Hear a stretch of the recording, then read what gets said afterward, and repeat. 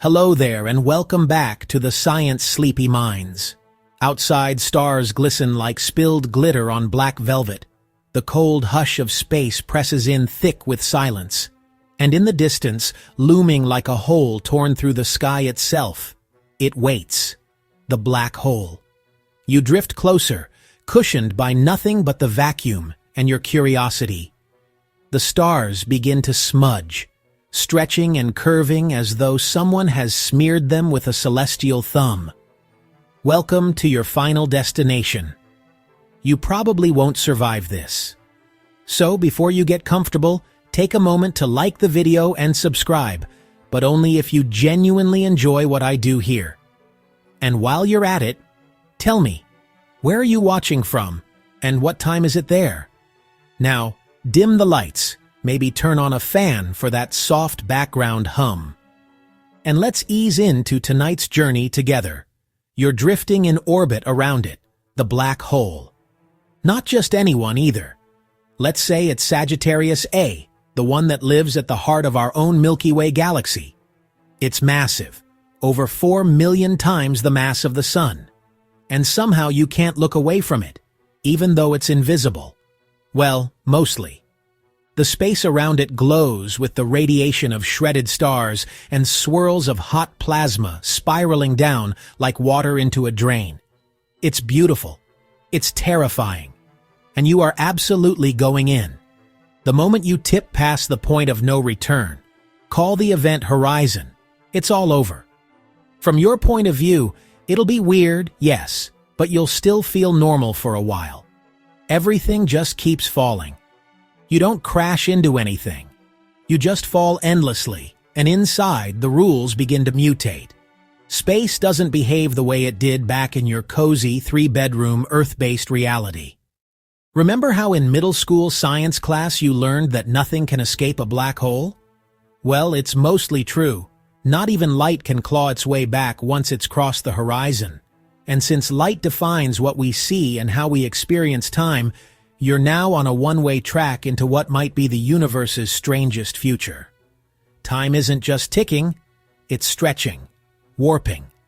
Sometimes in theories, it's even breaking. And what's truly bizarre is that as you fall in, people watching from the outside would never see you actually go. They'd see you slow down, stretch out, freeze like a mosquito in amber. They'd think you'd stopped just before falling in. But for you, there's no pause, no stop, just forward. It's the ultimate contradiction, an illusion caused by time dilation, where gravity pulls so hard on time itself that it slows to a crawl. This was Einstein's gift to us. In his general theory of relativity, he revealed that gravity isn't really a force pulling on objects. Instead, it's the shape of space-time telling objects how to move. And near a black hole, that shape is, well, dramatic. Historians still argue whether the earliest ideas of black holes date back to the 1700s when John Michel and later Pierre-Simon Lass proposed dark stars from which light could not escape. They got the basic idea shockingly right without knowing anything about general relativity. But the math was incomplete, and the universe refused to show its cards until the 20th century. And now here you are gliding into that ancient hypothesis turned reality. You're about to become a one-way traveler in time. Oh, and let's not forget some scientists still think you might be obliterated before you even notice. There's debate on whether the infalling observer, you can cross the event horizon unharmed, or whether quantum effects shred your atoms at the gate. It's called the firewall hypothesis. And honestly, it's not a very comforting name. But let's say you pass safely because this is a bedtime story and we're in it for the long haul. You feel strange. The stars behind you start to vanish. The light bends, wrapping around, forming a glowing halo that seems to hang in place. Ahead, it's only blackness, but not just any black. This is a black that eats light. A place where direction loses meaning, where forward might mean inward, and where time and space trade rolls in the most uncooperative way imaginable. There's a whisper of motion. You're not being pulled anymore. You're being pushed by space-time itself. Imagine walking on a moving walkway that accelerates the closer you get to the center. Except the walkway is the universe and you can't jump off. You try to check your clock and it's still ticking normally. But if you could see Earth now, hundreds or even thousands of years might have passed. You're already slipping into the one-way future. Here's a fun twist. Some physicists think black holes don't last forever. Thanks to quantum mechanics and the work of Stephen Hawking, we know they emit tiny amounts of energy known as Hawking radiation. Very slowly, they shrink. It might take trillions of years, but eventually, the black hole evaporates into nothing. So, what happens to you inside if the black hole vanishes from outside? Are you just deleted, or is your information, your quantum identity, somehow preserved? No one knows for sure. It's called the black hole information paradox, and it's the subject of more angry academic papers than you could read in a lifetime. Meanwhile, you float toward destiny. There's no panic here, just silence, stillness. You're stretched across dimensions, like a line in a poem no one will ever read. And somewhere impossibly far away, the starlight from your departure is still on its way to Earth. Maybe someone will see it and wonder where you went. Maybe they'll see the brief glimmer of your ship, frozen in time. You're still falling, not with speed you can feel, but with inevitability you can't ignore. The pull is gentle here, oddly so. You expected chaos, metal rattling, alarms blaring, organs rearranging. But no, it's silent, peaceful, even like gliding across a cosmic lake of ink. You're deep within the influence of the black hole now, and space doesn't feel right anymore. Distances stretch, light curves, time ticks strangely. You look back, but back is beginning to lose meaning. Directions blur. You're starting to sense the shape of space is changing. This is Einstein's playground. Picture space-time as a vast rubber sheet. You put a bowling ball in the middle. It sags. That's mass-bending space. A planet might make a nice little dimple. A star, a noticeable pit. But a black hole, that's a tear in the sheet. A plunge so steep it's practically vertical. You aren't just stuck in a hole. You're sliding down a funnel with no bottom, and your clock's still ticking normally to you. But from the outside, time is distorted. Someone watching you would see you move slower and slower as you descend. They'd think you were paused just above the horizon forever, glowing redder and fainter as your light stretches into oblivion. This isn't sci-fi. It's gravitational time dilation. And it's as real as your left shoe, which by the way is already about 2 milliseconds ahead of your right. Gravity isn't just pulling. It's bending the very fabric you exist in. It doesn't suck you down like a vacuum cleaner. It warps reality. And that warped space makes you fall. You're obeying the geometry of the cosmos. Historically, we owe this warped view of gravity to Albert Einstein. In 1915, he delivered his general theory of relativity, redefining our understanding of gravity. Gone were Newton's mysterious forces. Instead, gravity became the shape of space and time themselves. Now, 100+ years later, you're inside that shape. Your ship, if we're being generous and assuming you have one, isn't just falling. It's moving in a straight line through curved space. That's what gravity is now. You're following the path nature demands, like a marble rolling down a slope. But this slope doesn't lead to a gentle valley. It leads somewhere your map doesn't cover. And here's where things get truly rude. The closer you get to the singularity, the infinitely dense point at the center, the more exaggerated this warping becomes. It's not just curvature anymore. It's contortion. Space folds, time twists, and your sense of now starts to fray like cheap denim in a washing machine. There's a fringe idea that always gets whispered about in late-night physics forums. Yes, they exist. It's that black holes don't just curve space-time, they fold it like origami. What looks like a long distance in space might be shockingly close if you fold the universe the right way.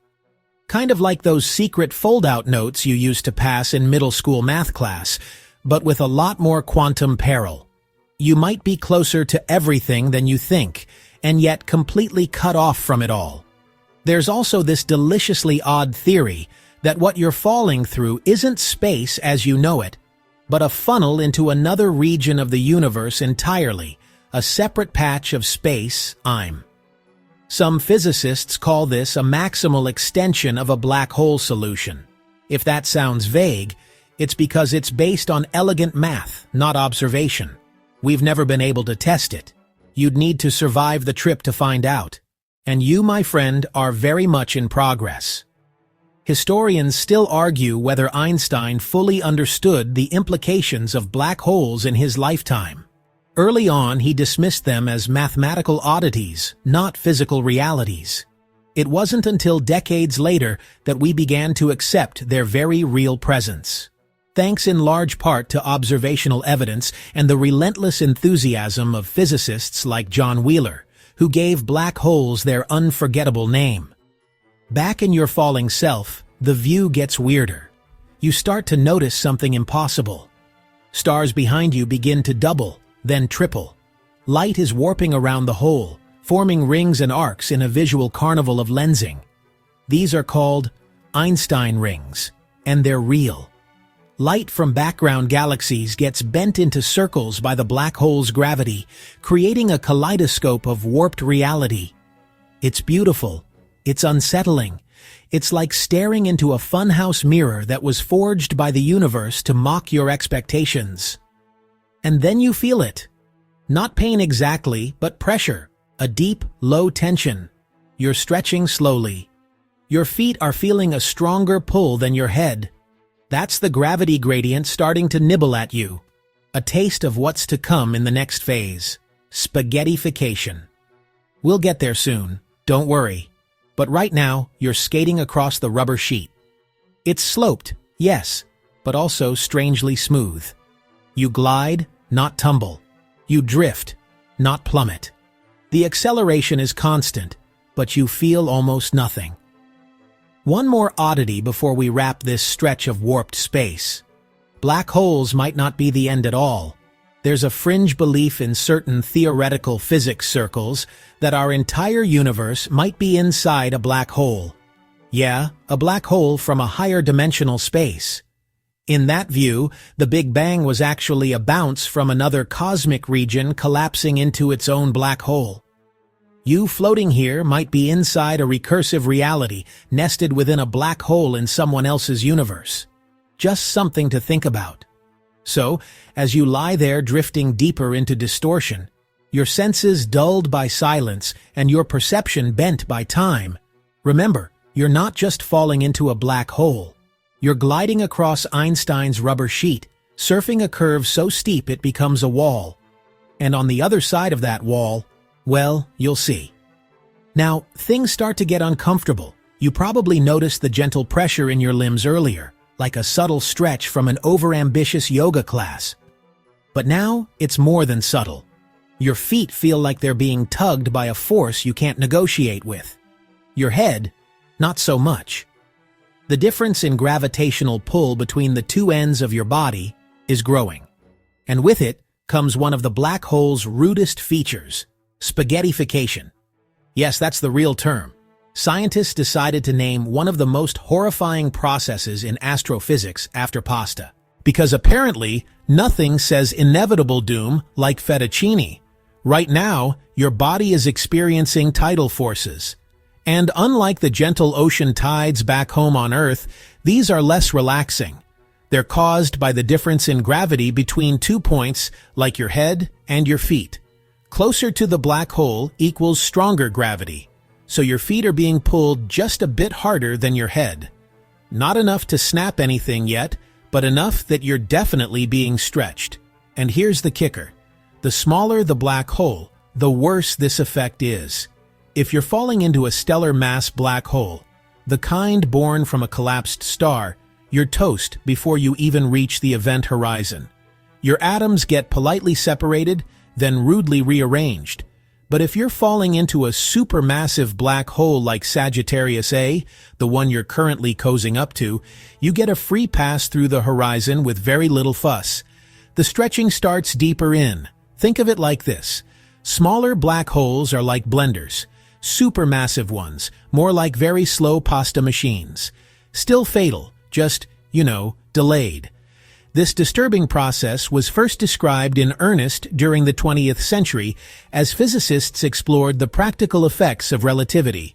But historians still argue whether the concept of spaghettification was truly understood when the Schwartz solution to Einstein's equations first emerged. That solution predicted black holes, but the physical implications took decades to settle in. You, however, don't have decades. You have minutes, seconds, hard to say. Time is being extremely rude right now, and while your body begins its reluctant noodle transformation, the universe continues its indifference. The stars above are warped into rings. The glow behind you, what little of it can still reach your eyes, is blood red and fading. Light itself is struggling to keep up with your fall. Here's where it gets extra weird. Your body isn't just stretching, it's also compressing sideways, like a squeeze tube of toothpaste being pulled at both ends. This 1-2 punch of stretching and squeezing is what makes tidal forces so brutal. The very structure of your atoms is under siege. Now don't panic. Again, bedtime story. Let's say you're protected by a futuristic spacecraft reinforced with exotic matter and theoretical hand-wavery. You're holding together somehow for now. And while your body is being dramatically unappreciated by physics, your mind drifts. You start to wonder, are you really still you as you stretch like this? If every atom of your body is getting pulled apart and the signals from your brain can't even travel fast enough to communicate from neuron to neuron, are you still a coherent consciousness? This is where philosophers like to roll up their sleeves and jump into the black hole, metaphorically speaking. They'll ask whether identity survives in such extreme environments or whether you're just a temporary shape in space-time stretched thin and fading fast. Meanwhile, physicists are over here debating whether you'd even notice the moment of ultimate doom. Some say you'd be destroyed instantly at the singularity. Others that you'd pass through it into another universe. Some propose you'd never reach the singularity at all. That time, from your perspective, would freeze first. And then there's the uncomfortable matter of quantum effects. According to classical physics, this is all deterministic. You fall, you stretch, you reach the singularity, the end. But quantum physics doesn't like neat endings.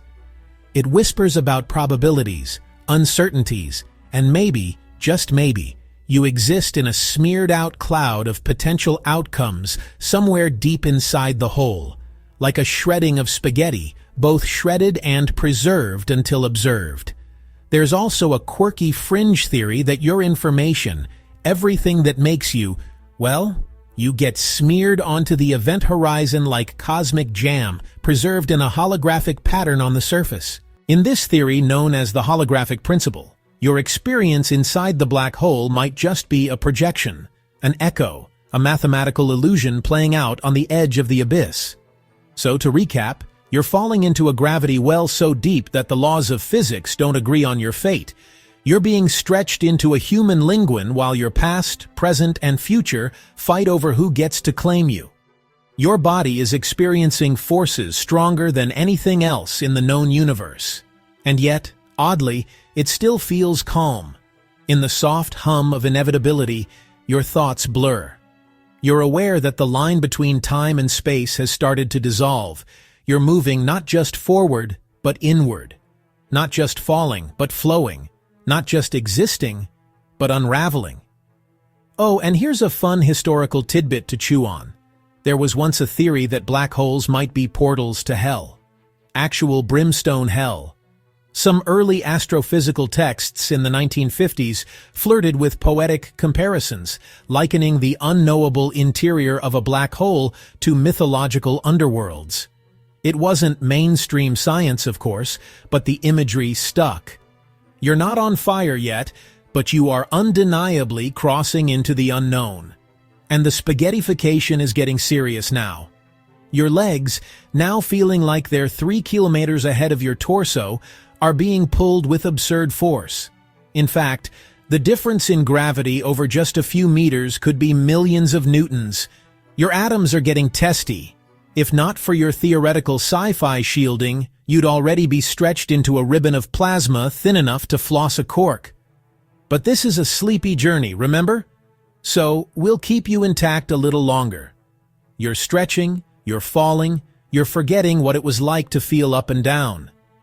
And as the singularity looms, dense, unknowable, inevitable, you begin to understand the uncomfortable truth. You're not falling into a place, you're falling into a moment. And that moment is always the end. You can't go back. That's not just a metaphorical statement or a tragic breakup line. It's an actual hard-coded law of the universe. Once you cross the event horizon of a black hole, you're beyond the point of no return. No matter how hard you try to reverse to scream oops and activate your imaginary hyperdrive, sorry. The universe simply doesn't take refunds. This is the nature of an event horizon. It's not a wall. You don't feel it. There's no flashing neon sign that says you are now entering the void. You pass through it like mist. And yet after that point, all paths, every possible future, lead only inward. Even light, which has spent the last 13.8 billion years outrunning darkness like a cosmic overachiever, can't escape once it's inside you. You don't even have a photon's chance. And yet, from your own perspective, everything still seems fine. Your heartbeat continues. Your mind still runs loops of questions, memories, and mild regret. But the black hole doesn't care about your inner monologue. Physics doesn't care about feelings. You are inside now, and time itself has changed sides. Let's pause and think about that. You're used to moving forward through time and being able to move mostly freely through space. You can walk backward down a hallway, turn left, go upstairs, do jumping jacks if you're feeling spicy, but time that always moves one way forward. Inside the black hole, space and time, do a little switcheroo. It's one of those deliciously cruel twists in general relativity. Within the event horizon, the radial direction, the direction toward the singularity, becomes time-like. That means heading toward the center isn't a choice. It's as mandatory as your own future. You don't move toward the singularity. You proceed into it. To not fall in would be like trying to resist tomorrow. You can no more avoid the singularity than you can avoid aging. The future is inward now. This is what physicists mean when they say the singularity is in your future. It's not a place you can aim for. It's a moment you will reach no matter what. And the weirdest part, from the outside, you're frozen. Imagine your friends, if you had any left in your soon-to-be obsolete time zone, watching your descent from a safe distance. They'd see you hover just above the event horizon, slower and slower, light from your ship redshifting until it fades into nothing. To them, you never actually fall in. This happens because time dilation reaches its maximum at the horizon. From their perspective, your fall stretches into eternity. But from your point of view, you're still tumbling right along. This contradiction isn't just poetic. It's baked into relativity. Historically, this idea emerged in the mid-10th century when scientists finally got around to interpreting the Schwartz solution in more than just mathematical terms. The idea that infalling objects could experience time differently from distant observers was a shocking revelation, one that made black holes even weirder than their name already suggested. And still, they get weirder. Remember how earlier we mentioned that some physicists think the interior of a black hole could be an entirely separate universe? Well, here's where it starts sounding a lot like science fiction. If time flows inward and there's no way back, what if the inside of a black hole is actually the birth of a new cosmos? Some theories, especially in the realm of loop quantum gravity, propose that the singularity might not be the end of time, but a bounce point, a rebirth, a new Big Bang in another dimension. And if that's true, then falling into a black hole might not be a death. It might be a delivery. You could be the unwitting seed of another universe, like a cosmic dandelion puff carried on gravitational wind. Of course, this is all extremely theoretical. Historians still argue whether these bounce cosmologies count as legitimate science or just glorified math poetry. But hey, if you're going to die horribly, it might help to imagine you're becoming the founding organism of Universe 2.0. Now, let's veer into something properly fringe. There's a rare, often dismissed theory that every black hole contains its own universe, and our universe is the interior of one. Think cosmic Russian dolls, each reality nestled inside a black hole from another realm. You right now might already be inside someone else's event horizon. It's wild, it's unsupported, it's probably false, and it's just plausible enough to ruin your next shower thought. Back to your journey. You've passed the horizon. You're still whole. Miraculously, you can't communicate with the outside anymore. Your signals can't fight gravity. Your Wi-Fi is dead. Your texts are ghosted by the universe, and your light is stretched so far it's basically a whisper in the microwave background. And still you fall inward, forward, deeper. Time becomes strange now. You feel like everything's speeding up and slowing down at once. The geometry of space is no longer intuitive. Angles betray you. Paths curve even when you move straight. It's like being trapped in a dream drawn by M.C. Ecker and then filtered through a Salvador Dali fever sketch. But there's no sound, no visuals really, just distortion, no music, no dramatic cinematic score, just silence folding in on itself. You're now the closest thing the universe has to a one-way traveler. And here's something a bit darkly whimsical. You are now immortal from the perspective of the outside. If the rest of the universe persists, your image will be frozen on the edge of the event horizon forever. A snapshot of you, stuck in time, stretched and redshifted into eternity. A cosmic fossil. That's right. You've become space archaeology material. Imagine some far future alien civilization decoding gravitational echoes and uncovering your last moment. They'll find a blurry shadow of your fall and wonder what thoughts you had in those final seconds. Little do they know, you're still thinking, still falling, still feeling your personal timeline tick forward, even as theirs has left you behind. Because once you've passed that invisible threshold, the universe turns one way. Time locks. The future becomes a funnel, narrow and dark. You can't go back, but you can keep going. So from the outside, you're a ghost. A smear of red light fading into black. Maybe your last transmission reached someone. Maybe you're frozen. Silhouette is still painted against the horizon like a forgotten postcard from the edge of time. But you, the real conscious you, are still falling. And in here, things are starting to feel different. The fall no longer feels like falling. You're not accelerating anymore because acceleration implies a change over time. And time itself is not what it used to be. You can't tell how long you've been in here. Seconds, hours, a million years. It's all the same. There's no frame of reference, no clocks, no sunlight. Just the black and the pressure of forward. You're not falling through space. You're falling through time. This is where the outside world loses its grip on you entirely. Everything you knew about before, planetary motion, seasons, lunch breaks, has no bearing anymore. Space is collapsing into you. Time is funneling downward. You're slipping into a moment that no one else will ever reach. Not because it's far away, but because it's after everything.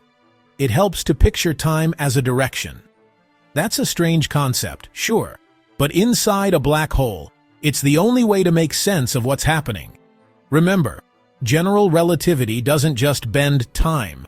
It lets time and space trade places. And in here, your downward fall is no longer spatial. It's chronological. You're being pushed toward the singularity not by gravity, but because that singularity is in your future, and future can't be resisted.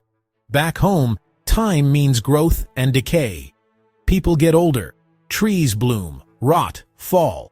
Traffic lights cycle between red and green. But inside here, time just means closer. Closer to the point where physics can no longer protect you. You can think, you can imagine, but everything you do is a step deeper into when.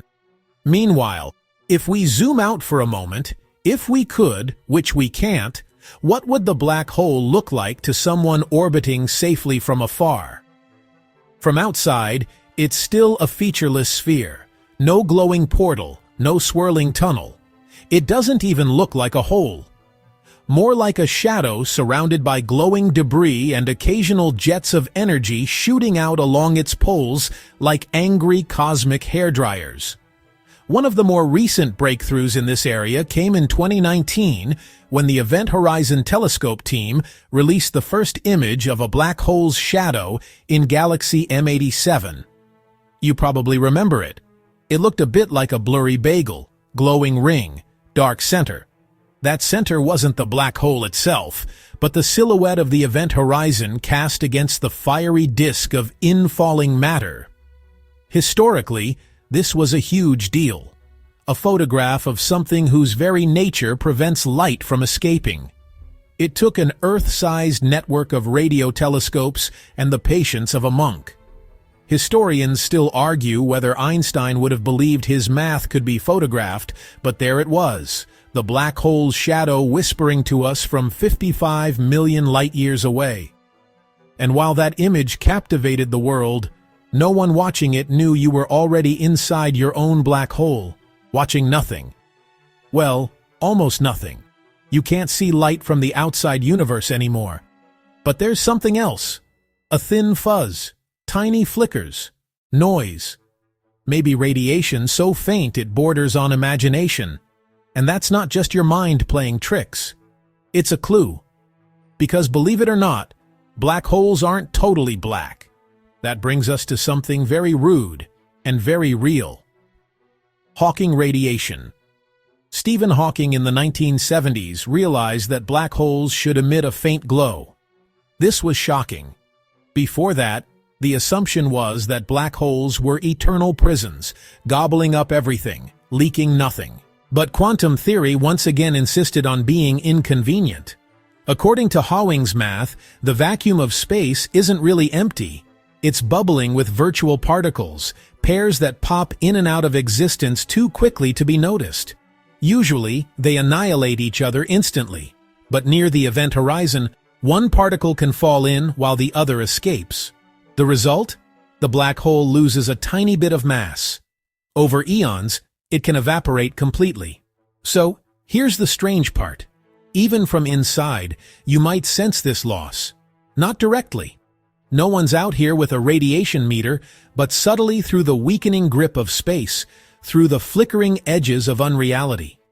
And yes, this leads to a massive paradox. If black holes evaporate, where does all the stuff inside go? That's called the black hole information paradox. And it's a deeply embarrassing problem for physics. In theory, information can't be destroyed. But if your body, your atoms, your memories fall into a black hole, and the black hole later vanishes into faint radiation, then where did you go? Are you lost forever? Or are you, as some physicists believe, smeared holographically onto the event horizon, encoded in 2 dimensions like a cosmic QR code?